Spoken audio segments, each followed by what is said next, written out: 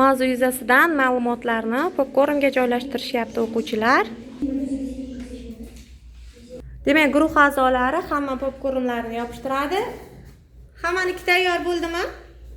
Demak, birinchi guruhdan boshlaymiz. Asilaning guruhidan marhamat turib olinglar o'quvchilar. Asila, o'qib beramiz, ma'lumotlarni sanaymiz. Qaysi guruhimizda ma'lumotlar soni jihatidan va sifati jihatidan ko'p ekan? Asila, boshladik. Birinchi, uning eng mashhur bo'lgan asari Boburnoma. Kim u uning? Bobur.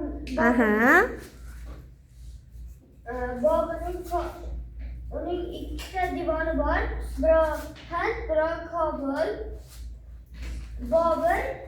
Bobur divorda yelkasiga ikkita odamni ko'tarib yurgan.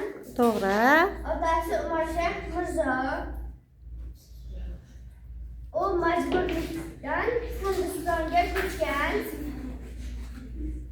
Bobur so'zining ma'nosi yo'lbars.